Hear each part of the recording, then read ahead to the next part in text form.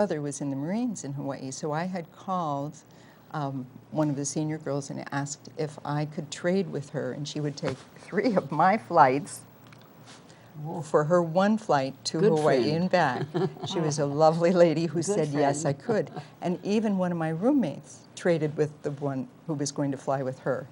And we got halfway, and we were in a DC-7, has four propellered engines, and they had to shut one of them down. So the pilot called us forward and said, we're going to shut one down, be sure to close all the shades on both sides of the airplane and make everybody comfortable, because we don't want them to wake up too early and get excited. Okay. So we did. And I was telling Marianne earlier that there was one man on the flight who made it very known that he was a pastor, and that, anyway, he was evangelizing a bit. We had to turn around, and when they woke up in the morning, the pilot said, we're 2.5 hours outside of Los Angeles. Now, we'd left from Seattle. They're expecting to be in Hawaii. Yeah. And we've had to close one of the engines, but we're getting back to Los Angeles to have the engine repaired. And so everybody was asking us questions, and we answered it all. And they all got off. They went in and got themselves something to eat, came back, and everybody got on the airplane except that one pastor. Yeah. He did not get back on the flight. And I felt sad for him that he felt that much fear. Yeah. But we all went off. We lost part of our wonderful stay in Hawaii, but that's okay. I got to see my brother. And it was a safe flight. But I'm sure you all have lots of stories you could tell about Oh, my. passengers and. Oh, wonderful people. And you always think about writing a book, but it's been done so many times. That's right. There's been a lot of books done, yes. I guess it may be a dumb question, but I'm going to ask you, did they always allow children to fly on the planes? We used to take children. They'd come on, and we would be given the child at the door. They'd been brought by an airline's personnel and had permission from their parents to travel alone, and we're taking them to grandma or grandpa. Yeah. I did not like to do that. I didn't like it either. Too much responsibility. It was a tremendous amount of responsibility. Also, it was what you felt extra attentive. But often, I said there were so many wonderful people, often the person sitting next to them would sort of become aunt or uncle and begin talking to them or whatever. Sometimes the children were frightened. And so, of course. One time I remember changing seats with a passenger for the takeoff, and then that person came back and sat with the child because I felt that if I sat next to them, perhaps they would be calmer. So yeah, all sorts of things happen. Yeah. You know, and one of the most exciting things happened to me on Lufthansa, of all things. My husband and I, we'd been long married, and we were in Rome. And the flight was oversold, which we didn't dare. CAB would never let you oversell a flight and take off. That's right. But this way, my poor husband was put on the jump seat, which was the stewardess's seat. I was seated in the cabin, and the steward kept walking back and forth. So it came time for takeoff, and I had on a red coat with a lot of chains, very military looking. And he came up to me and he said, "You, come with me to the cockpit." And they put me in the cockpit. Now, this is unbelievable. Nobody believes it when I tell them. And I took off in the cockpit from Rome Airport and flew to Frankfurt. But when we got to the end of the runway, the steward came back to me and he said, "You, come with me back to the cabin." Well, he had to be in the cabin on takeoff.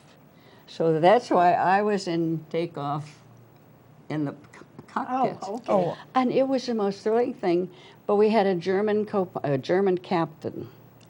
And I said, the last time I was in a, whatever it was, and he said, in 1947, I was a prisoner of war on the island of Malta. Oh. And I thought, I'm sorry I mentioned it. Yeah. Yes. But then I was taken to the cockpit again for the landing in Frankfurt.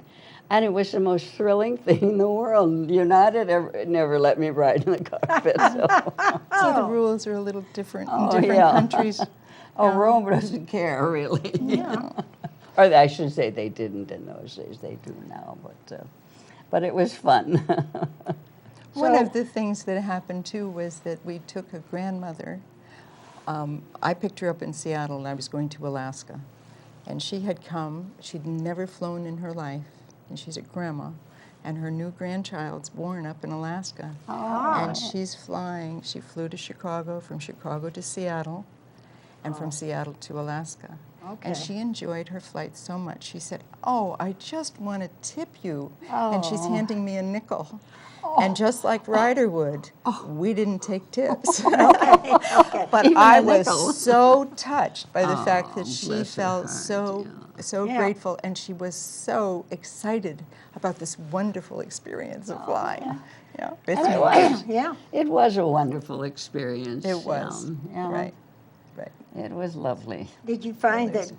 most of the time, I can't say all, but most of the time, passengers were, you got along with them, you Oh, didn't yeah. cause trouble, and I'm Most sure of them. once in a while But you'd we have had one. the privilege, at least we did with United, of if a man or a woman came on board and was obviously under the influence of alcohol, we could contact the captain and say, "There's a passenger here I don't want to fly with." Okay. And they could put him off the plane, Oh. which caused a little confusion every now and then. Well, I'm sure, but on the But other one hand, time, as I say, it was during the war, and we had a lot of soldiers on board. And you felt so sorry for them, and one had obviously been drinking, so I hesitated, but I said, "Okay, come on, let him on, I'll watch him." And shortly after takeoff, I smelled smoke. And that was just our Because nemesis, smoke. you could yeah. not smoke. Right. yeah. Yeah, and people would try sometimes. He Yeah. had lit a cigarette underneath a blanket, Uh-huh. but he didn't even know what he was doing, so we took care of it. I will tell you, I did have one night a man get drunk on the flight and begin to beat his wife next to him Oh, in no. the seat. And we went forward and got the engineer, and the engineer came back Yeah. and spoke to him. Yeah. And the man continued after the engineer left, so we called him back a second time, and they told him, "We will put this plane down Next at the airport. next airport Yeah. if you don't stop." And then he was all right after Mm-hmm. that. But oh my, it was frightening. And I want to tell you too, I did have Ed Sullivan on my flight at one time, and he kept saying he'd go like this, I meant I was to come, right? Yeah. I didn't like that very much. And he'd say I looked just like his cousin, and he really wanted to get to know me. I'm sorry. I was not available. And then I had John and Jacqueline Kennedy on the flight, and he climbed up in the berth and slept while she sat and read a book. And I am not kidding you, that was about this thick. All night long, she was reading that book. She was so pleasant. They both were very nice. Of course, this is just before he became president, and they were, what do you call that? When they're going around and talking. Campaigning. Campaigning. Thank you very much. The word went right out of my head. They were campaigning, and they were just coming back Yeah. from Seattle. So Yeah. that was kind of nice. His With Seattle, too. personal stewardess on whatever he campaigned on, what plane, was with United. A good friend of Oh, mine, really? and she was his personal flight attendant. I didn't understand why he was on a commercial flight. Yeah, well, he was not quite elected yet. Yes, that's true. Well, that's true, yeah. Yeah. Well, flying during the war, we had what we called priorities, and you had generals and admirals and ferry pilots. And I don't think there was a ferry pilot that was over 16, I swear.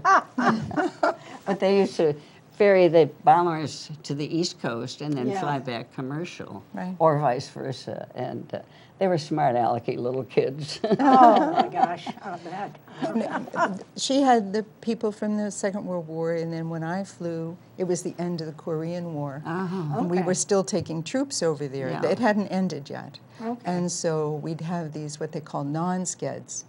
And so we would be taking young men from Seattle down into California, where they would we'd go to the military base. And we were bringing them back. And some of them were very frightened, really Oh. frightened. And some of them were fresh, and some of them were just very sober. It was very interesting because they were going to Korea and they had no idea what was the Yeah. future held. One very So it was interesting to be with them. It was different than a commercial flight. Oh, I'm sure. Yeah. I'm One sure. very sweet young man on his way back. He probably hadn't seen a white woman in 2 years. And the lights went out on the plane, and it was time for people to snooze. And he came up and he curled up at the foot of the jump seat. And he said, "I'm sleeping right here." He said, "You don't know what these guys are going to do." I thought, oh my gosh. Oh. But he was as sweet as sweet. And he was guarding me, and he was sleeping right at the foot of the jump seat. Oh. Yeah. So they were lovely people. And we had a lot of movie actors who were going to entertain the troupe. Oh, yeah. And lots of them on board. Some were nice, some were pills. But Like, do you remember who? Lindbergh was on board a flight. Oh. And as happened often, we got weathered in North Platte, Nebraska. And it was so often I began feeling like a North Platte Indian, but I said to the desk clerk, "Now we have Colonel Lindbergh on board, and you're not going to put him in a dormitory. You're going to find a private room for him," because I figured, it wouldn't be very pleasant. So they did. They found him a private room, so he had a comfortable night. We'd be heading for New York, and Wally Berry, I remember he had on a trench coat, and it was just cruddy. He said, "Here's the dirtiest raincoat in creation," and it was. That was Wallace Berry? Yeah, Okay. and Sonia Henne was on board. Oh. She was a pill. Was She she? was. Wow. She was very exclusive. She was very, anyway, it was interesting. But Yeah. maybe if you're Sonia Henne, you can afford to be that, so that's what I figured. Okay. Yeah, we had- I think, too, our first-class passengers back in those days were not as demanding as the stewardesses. When I fly now and I'm talking to the stewardess, they say the people in first class are often very demanding, and they would rather work in the economy class.